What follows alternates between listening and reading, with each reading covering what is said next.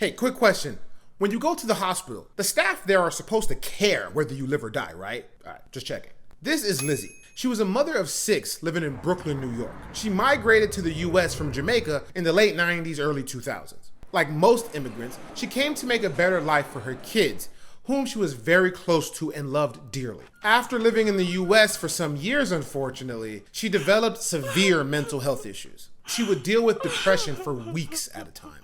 She was diagnosed with schizophrenia. She was prescribed meds and did her best to live with her condition and move forward with her life. Sometime in June 2008, Lizzie lost her job at a daycare and ended up having a really bad episode a couple weeks later. Maybe the financial uncertainty she was going through was the trigger, I'm not sure.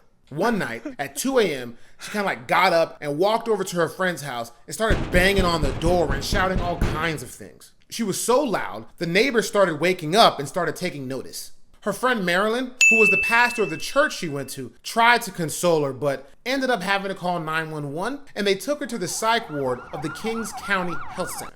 And real quick, this hospital was nicknamed Killer County, so that should tell you about the quality of that establishment. But this wasn't the first time Esther was brought to the psych ward of that hospital. Marilyn would sometimes take her there herself, or she would have to call 911 if she wasn't able to. Usually, she'd go to the hospital, get the help she needed, and come on back. So Lizzie is safely brought to the psych ward ER of the hospital, and now all she has to do is wait to be seen by a doctor. Everything should be fine. So an hour goes by, and she's still waiting. 2 hours go by, and she's still waiting. Fast forward, 12 hours go by, and she's still waiting.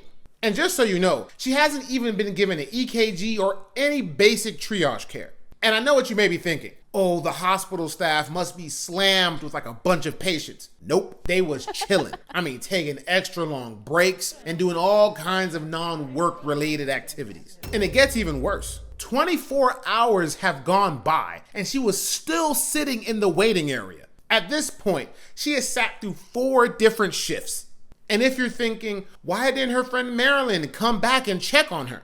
Lizzie was in the psych ward ER, so that's different from the regular ER. And apparently, no one's allowed back there with you once you walk through those doors. So Marilyn could only really check up on her if Lizzie was either admitted to the hospital or just straight up released. But anyway, Lizzie was in that psych ward ER for over 24 hours without being seen or helped in any way. Unfortunately, after the 24 hours, Lizzie, while still sitting in the chair of the waiting area, collapsed on the ground and was unresponsive. Tell me why.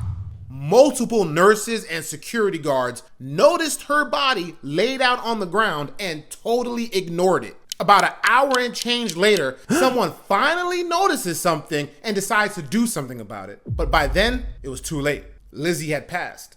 To me, this is a criminal level of negligence by the hospital staff. Let me ask you though, do you think these people at the hospital owned up to their mistakes? Of course not. They tried to cover it up. The nurses wrote in their reports that they were checking on Lizzie every 15 minutes, just making up all kinds of lies. What's crazy is they might have gotten away with it, if not for the security footage that ended up coming out showing Lizzie sitting in that chair for all those hours, clearly in distress. Multiple nurses and nurses' aides falsified reports to cover up their negligence. The doctors as well. They basically ended up pointing fingers at the nurses, saying they didn't follow orders. Lizzie passed because of a pulmonary embolism. Basically, the blood in her leg clotted, and that clot traveled to her lungs. Believe it or not, people with schizophrenia are more at risk for these circulatory incidents. Long episodes of depression can cause severe inactivity, which leads to blood clotting issues. And I can imagine sitting down for 24 hours straight made her leg clotting issues even worse. 3 people were fired and 3 people were suspended the very next day. This was a huge story in New York. Lizzie's family ended up suing the hospital and settling for $2 million. According to reports, the way psych patients are now treated at the Kings County Hospital has been completely overhauled. But if you're from New York, let me know if that's true or if that's all just cap. As far as I know, nobody was actually convicted of anything criminal. But if that's not true, let me know. And shout out to Petal Palmer for putting me onto this story. She has like an hour-long YouTube video on this very case if you want to get into the nitty-gritty. So go check it out. Moral of the story, we really got to advocate for Black women in these hospitals because they are too often ignored and overlooked. R.I.P. Lizzie.